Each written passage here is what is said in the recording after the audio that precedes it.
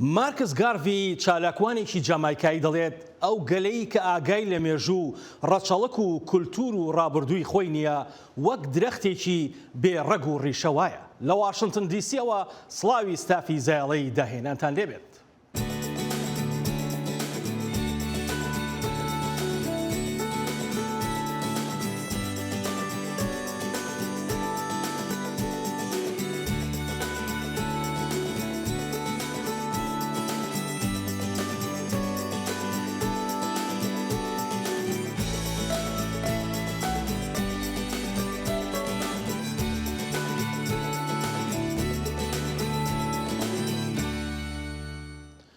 جەژنی نەورۆزی ئەم ساڵ وەک هەموو ساڵانی دیکە جیاواز لە ڕۆژهەڵاتەوە تا باکوور تا ڕۆژاوا تا هەرێمی کوردستان کڵپەی ئاگری نەورۆز تاو دەسەنێت و ئاهەنگ و هەڵپەرچە و پۆشاکی ئاڵوواڵای کوردی دەشت و شاخ و شار و کێ و تاوی سندووە.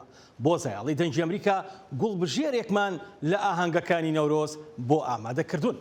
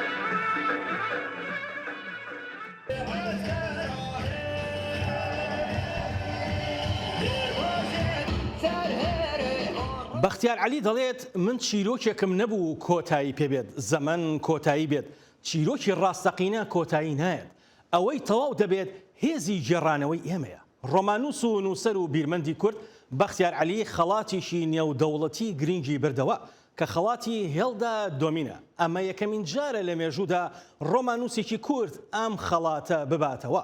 خەڵاتەکە یەکێکە لەو خەڵاتانەی چەقی قورسایی لەسەر بابەتی تاراوگەنشینی و ئاوارەبوونە، واتە پتر بۆ ئەو نووسەرانەیە ئەزمموی تاراوگەیان هەیە یاخود بە جۆرێک لە جۆرەکان پەیوەندیان بەو ئەزمموونەوە هەیە لە ئەڵمانیا.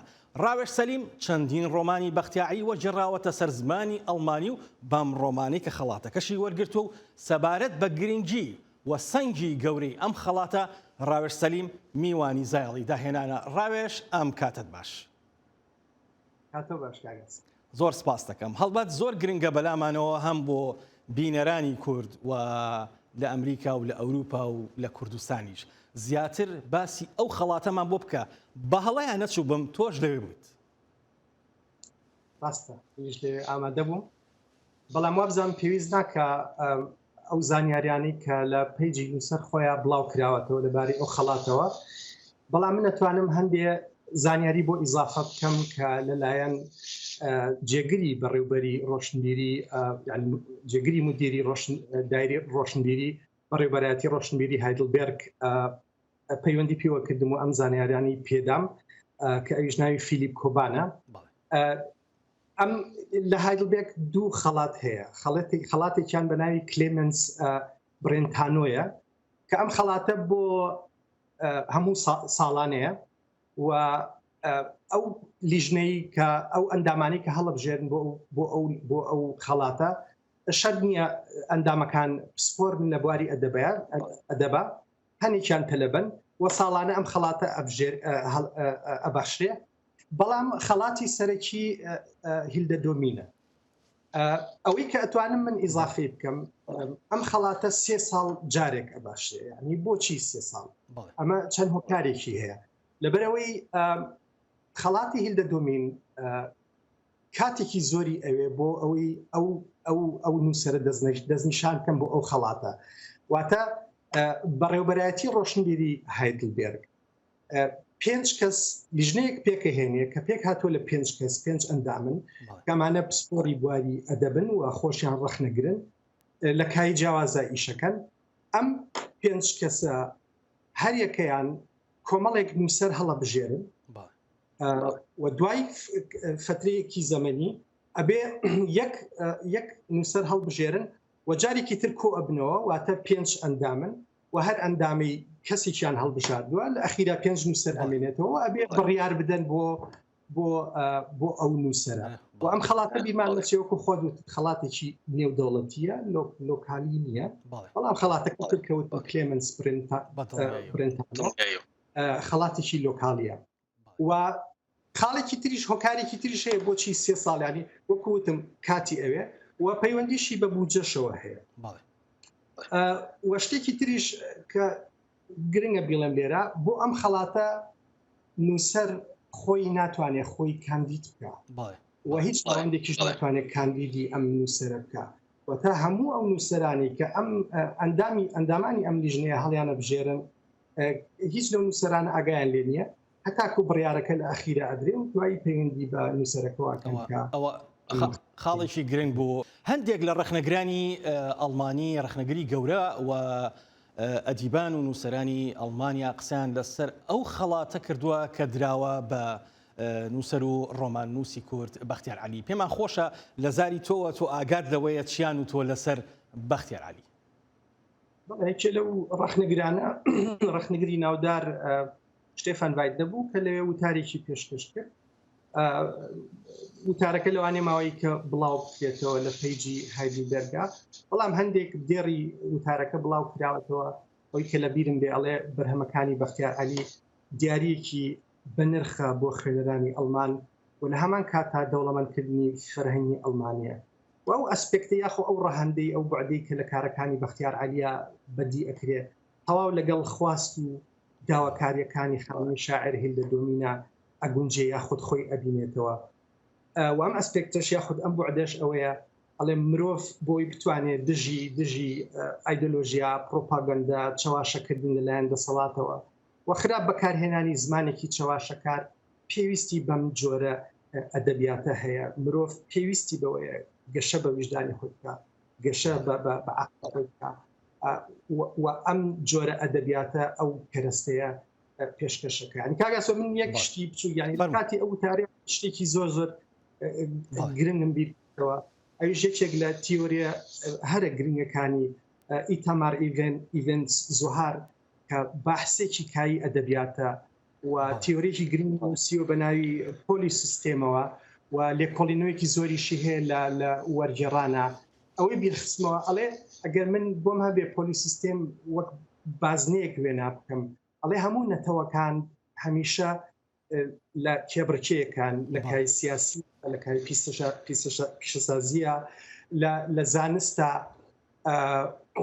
وەکایەکانی تریش، بەڵام کایەکی زۆر گرنگ هەیە یاخود دوو کایتر هەیە کە زۆر گرنگن ئەویش کای ئەدەبیات و هونەرە، بەڵام ئەڵێ بۆ کایی گرنگترین کەرەستەی کایی ئەدەبیات بۆ ئەوی هەموو نەتەوەکان لەو مەیدانەیە یاخود لەو بازنەیە منافەسەی یەکتری بکەن پێویستیان بە وەرگێڕانە. یعنی کێشەکەوەیە ئەگەر ئەمە باس سەیری نەتەوەی خۆمان بکەین کورد ئێمە زانین لە کاری سیاسیەت پێگەیشی وا بەهێزمانیە و دەستکەوتەکانی بەشەریەتیشە هیچ بەشداریەکمان نەبووە نە لە زانستە لە هیچ کایەکی ترا، بەڵام ناتوانین بڵێن ئێمە خاوەنی ئەدەبیاتمان نیە هونەرمان نییە.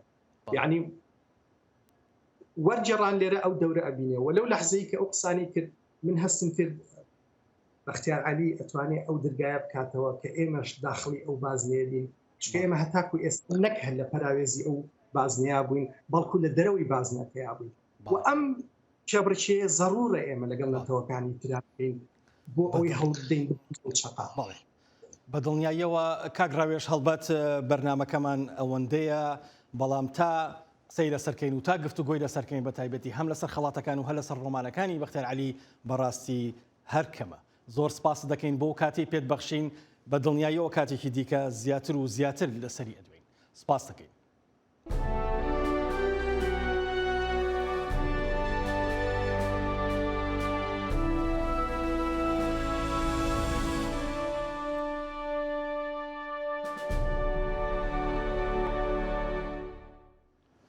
ئەوان دەڕۆن بۆ ڕووماڵکردنی شەڕەکە لە ئۆکرانیا، بەڵام نەهامەتی و هێرشەکان بە جۆرێک ناوشار و شوێنە مەدەنیەکان دەگرێتەوە. ئیتر دەبێتە فیلمێکی دۆکۆمنتاری. فیلمی 20 ڕۆژ لە ماریۆپۆل دەرهێنەری ئۆکرانی خەڵاتی ئۆسکاری باشترین فیلمی دۆکۆمنتاری بەدەستهێنا. کاتێک رووسیا لە مانگی 2 ساڵی 2022دا هێرشی کردە سەر ئۆکرانیا، مستیسلاف جیرنۆف بەشێک بوو لە تیمی ئەسۆسییت پرێس بۆ بەڵگەنامەکردن و ڕووماڵکردنی لەشکرکێشیەکەی رووسیا بۆ سەر ماریوپۆل و دەوروبەری. تیمی ئەسۆسییت پرێس لە نێویاندا جیرنۆڤ و فۆتۆگرافەر ئێڤگنی مالۆلێتکە لە نۆی مانگی سێدا وێنە و ڤیدیۆی بردومانی بەشی منداڵبوونی نەخۆشخانەکەیان گواستەوە. هەر لەو ڕۆژەوە 30 کاتژمێر گرتە ڤیدیۆکانیان بووە بنەمای فیلمێکی دیکیۆمنتاری بە ناوی 20 ڕۆژ لە ماریوپۆل کە خەڵاتی ئۆسکاری باشترین فیلمی دیکیۆمنتاری بەدەستهێنا. ئەمە یەکەم جارە سینەماکارێکی ئۆکرانی ئەم خەڵاتەوە وەربگرێت. هەستم دەکرد ژوورەکە بڕادەیەک بێدەنگ بوو کە گوێم لە کەوتنە خوارەوەی دەرزێک بۆ سەرزەوی دەبوو. ئەوە زۆرترین بێدەنگی بوو کە لە ماوەی تەواوی ئاهەنگەکەدا لەو ژوورەدا ئەزمونم کرد. جێرنۆف پێی وایە بەهێزی فیلمەکە لەوەدایە کە خاوەنی هیچ ئەجێندایەکی سیاسی نییە.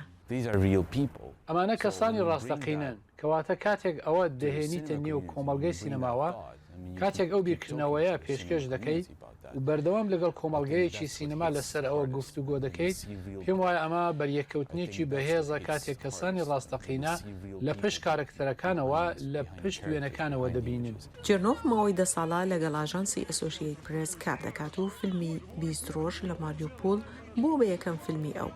تێڕوانینە بەهێزەکانی سەبارەت بە بردومانەکەی رووسیا بۆ سەر شارەکە، ڕاستیەکانی شەڕی شارەکانی پیشانی جیهاندا و لە کۆتاییدا وەک خۆی دەڵێت دەرفەتی ئەوەی پێبەخشی کە لە ڕێو ڕسمی ئۆسکاردا لەبەری هەموو ئۆکرانیا قسە بکات.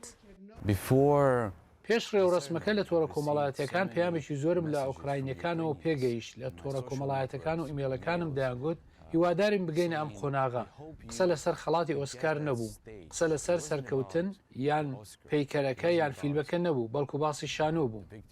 لەو تارەکەیدا جێرنۆف گوتی ڕەنگە تاکە براوی ئۆسکار بێت کە دوو دڵ بێت و گوتی من خەڵاتەکەم دەگۆڕمەوە بەوەی کە شەڕ لە وڵاتەکەمدا نەبێت، بەڵام هیوادارە فیلمەکە یارمەتی ساڕێژکردنەوەی برینەکانی هەموو ڕزگاربووان بدات. ئەمە ئەزمونێکی بە کۆمەڵی ئەو کەسانەیە لە کارەساتەکەدا ژیاون. دوجار توانیان ڕوبەڕووی شتێک ببنەوە کە بە توندی سەرکوتیان کردووە و هەوڵیانداوە لە بیری بکەن و ناتوانن چارەسەر وەربگرن. لە کاتێکدا یادێوارەکانت سەرکوت دەکرێن ئیتر چارەسەری دەرونی دەبێت ببێت بە پەروەردەکردنیان. جێرنۆف دەشڵێت ماریوپۆل تەنها یەک کارەسات بووە لە نێو چەندین کارەساتەکانی دیکەدا. کارەساتی دیکەش ڕوویان داوە، لە بەخمۆتیش ڕوویدا، پاشان لە مارینکاو، سۆلێدار و ڤۆهلێدار و ئەدڤیڤکا. کەواتە هەر جارێک دەبینین شارێک داگیر دەکرێت، هەر جارێک دەبینین شارێک بە بۆمبی ڕووسی وێران دەکرێت، دێنەوە بۆ ماریۆپۆل. جێرنۆف دەڵێت کار لەسەر دوو فیلمی دیکە دەکات و تا شەڕەکە کۆتایی دێت لە کارکردن ناوەستێت. ڤلادیمیر زێلنسکی سەرۆکی ئۆکرانیا سوپاسی جێرنۆڤی کرد بۆ بەشداریەکانی و ئاماژەی بەوەش کرد کە فیلمەکەی ڕاستیەکان دەربارەی تیرۆری رووسیا نیشان دەدات. لە شاری هەولێر بۆ یەکەمین جار خانمێکی ڕۆژهەڵاتی پەرەنگ جیهانی لەگەڵ دوو فێرخوازیدا سەمای ڕۆحانی سۆفیگەری دەکەن و کردوێتی بە پرۆژەیەکی شارستانی. ئەو دەڵێت ئەو سەمایە هەوڵێکە بۆ گەیشتن بە خودا و بەخۆناسین.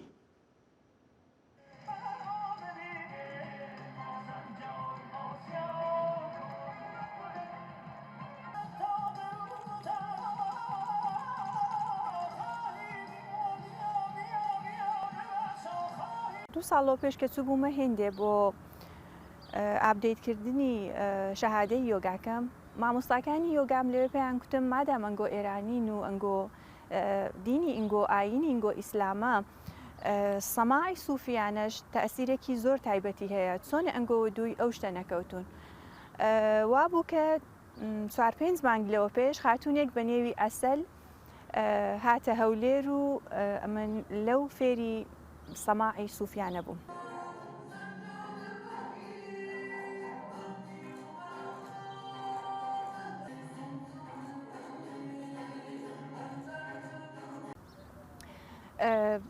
چونکە من ساڵهای یۆگا دەکەم و مدیتیشنم تەجروبە کردو دیتم ئەو حاڵەتە سەماعکردنە زۆر بە حاڵە زۆر سەریع ینی زۆر زوو ئینسان دەگەێنێتە حاڵەتێکی ڕوحانی دەگەێنتە بێزێهنی زێهنت ئارام دەکاتەوە.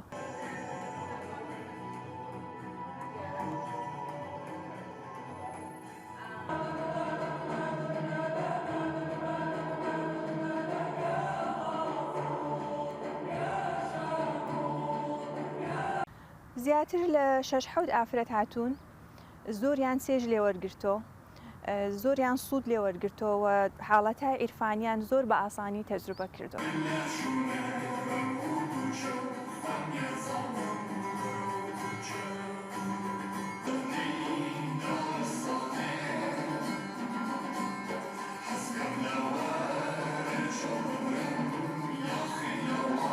بە نەزەری من بە تێعدادی ئینسانەکان ڕێگا هەیە بۆ گەیشتن بە خۆ و خۆناسی.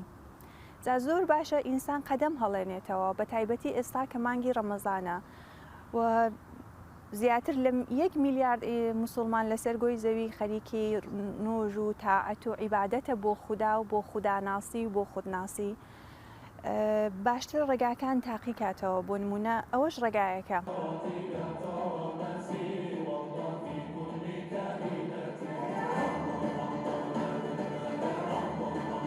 ئەوەش زۆر یارمەتی دەرە بۆ کەسێکی دەهێوێت مشکی خۆی ئارام کاتەوە لەو دنیا پڕمەشغەڵەیەدا بێ سەماع بکە بە ئاسانی فێر بێ و ئەو ئارامی خۆی بە کۆمەڵگا و بە گردون و بە ماڵی خۆی ببەخشێ.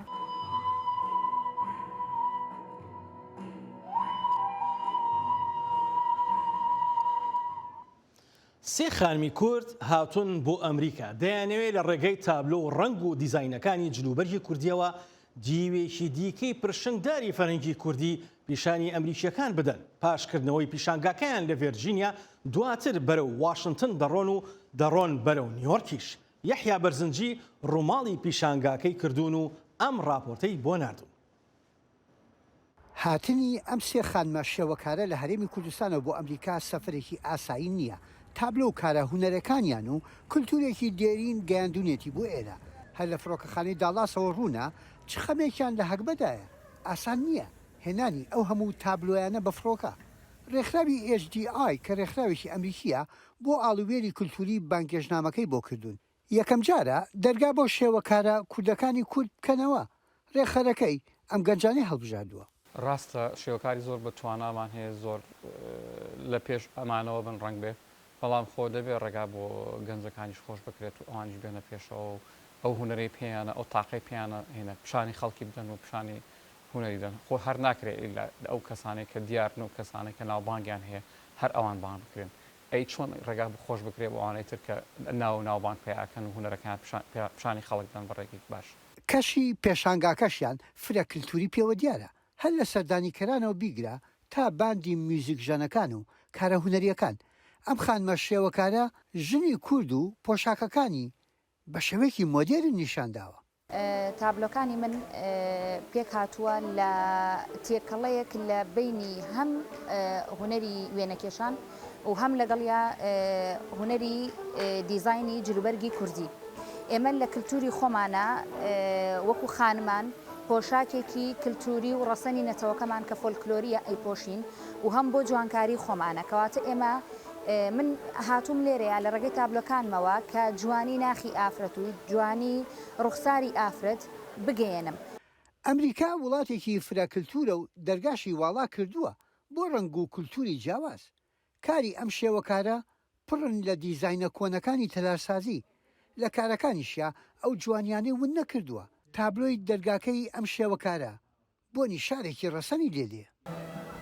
وەک هونەرمەندێک لە پشتی دەرگایەکی کۆنی سلێمانی ئەوانەیە لە ئەمریکا کارە هونەریەکەم باس لەوە ئەکات کە من بمەوێ بەهای کللتوری کوردی پێشکەشی خەڵکی ئەمریکاکەم و ئەو جوانیە و وردەکاریانەی لە کۆنا بەکار هاتووە بیبینن.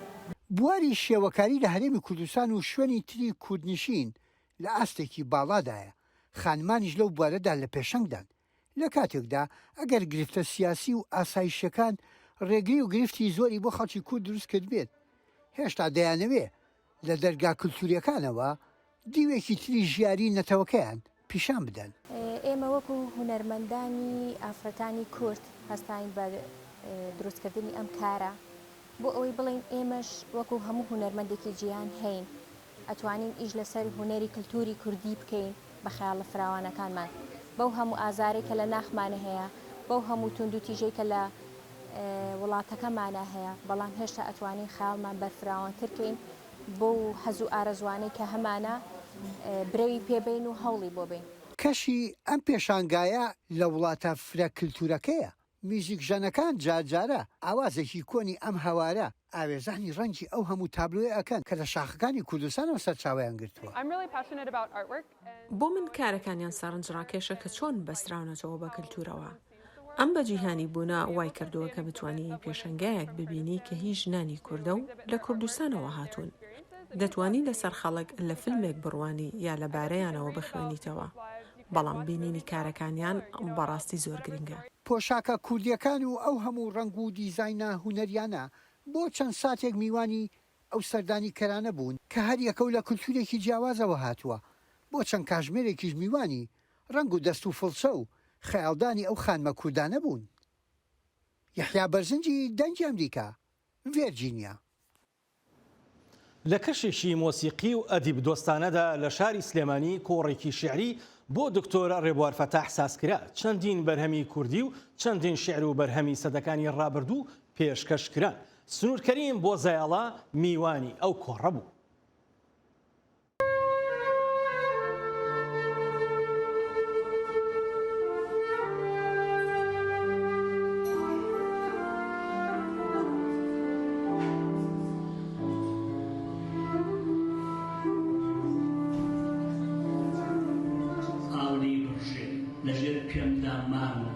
بە درێژایی ڕووباب دەخلیسکێ نزیک نیوە شەو فانۆسێکی ناو زریان لە دڵی شەودا دەدرەوشێتەوە بە درێژایی لمی کەنار پۆلی ماسی گرەی سپی هەڵی شتور خۆیان گرمۆڵە کردووە یەکی مشتێک لە پشت بە لەمەوە ماسی قەڵەمباز دەدەن ئاو دەبڕن و دەست نەژێرەوە و ئاو دەپژێنەوە.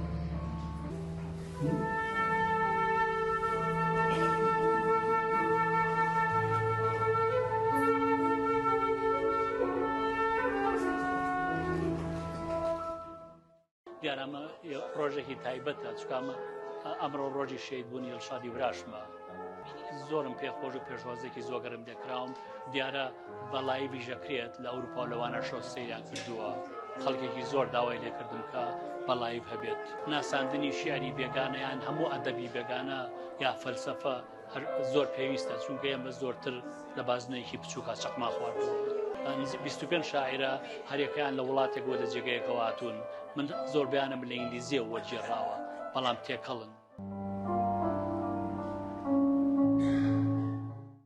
دیارە ڕۆژێکی زۆر تایبەتە ڕۆژێکی گەلێک تایبەتە بۆ ئێوەی خۆشەویست کە لێرە ئامادەن ئەمڕۆمان تایبەت کردووە شیعر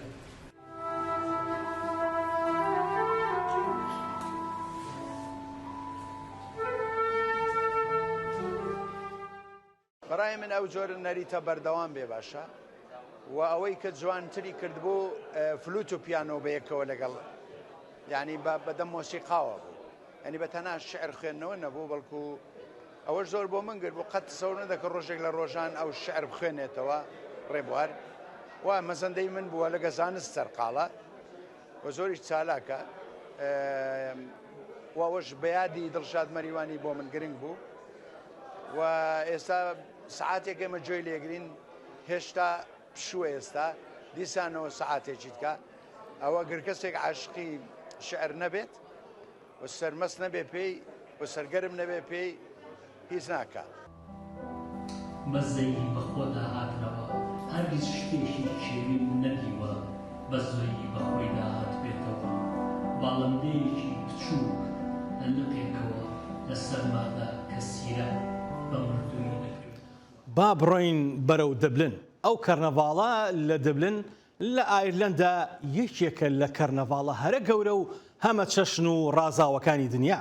ئەم ساڵ زیاد لە 5 ملیۆن کەس سەردانی ئەم کەرنەڤاڵەیان کرد و هەزاران کەسیش بەخۆیان و تیمەکانیانەوە نمایشی جیاوازیان ساز کرد.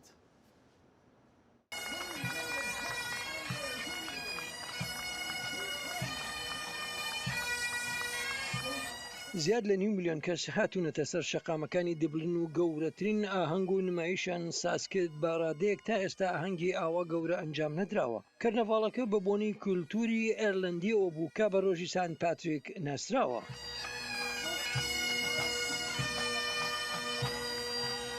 دەستەی گەشتیاری ئاماژە بەوە دەکەن کە نزیکەی 5,000 کەس بەشداریان لە نمایشە ڕەنگا و ڕەنگەکەدا کردووە و بەناو ناوەندی شەقامەکانی پایتەختی ئێرلەندەدا بەخۆیان و کەژاوەکانیانەوە بەناو خەڵکدا تێدەپەڕن. بەشداربووان پێکهاتوون لە تیمی سەربازی و ماسی زەبەلاحی فرەڕەنگ و شاژنی دیسکۆ و پیاوێکە جل و بەرگی قەشەی گەورەی لەبەردایە. تیپەکان بە جل و بەرگی بێشومار ڕەنگا و ڕەنگ و هەمە چەشنەوە لە بەردەم زیاتر لە 9 ملیۆن کەسدا ڕێپێوانێکی شادی بەخشیان ساز کرد. مایکل هەگینز سەرۆکی ئەرلەندە لە پەیامەکەیدا بۆ ڕۆژی پاتریکی پیرۆز ڕێزی لە هەموو ئەو ژن و پیاوە ئێرلەندیانە گرت کە سەرقاڵی کاری ئاشتی پارێزی و مرۆین لە سەرانسەری جیهاندا وتیشی ئێمە خەڵکی غەزە لەبیر ناکەین.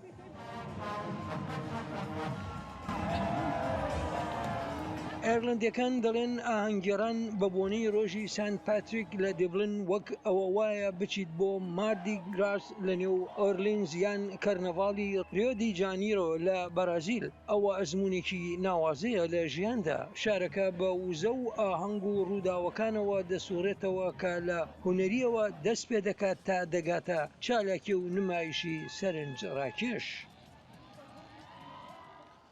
ڕۆمانوس پاولۆ کۆیلۆ دەڵێت کولتور وا لە مرۆڤەکان دەکات باشتر لە یەکتر تێبگەن. ئەگەر بە ڕۆح باشتر لە یەکتر تێبگەن ئاسانتر دەتوانن بەسەر ئاستەنگە ئابووری و سیاسی و دەرونیەکاندا زاڵ ببن. تا زایڵێکی دیکە و خەم و داهێنانێکی دیکەی جیهان ماڵەوە.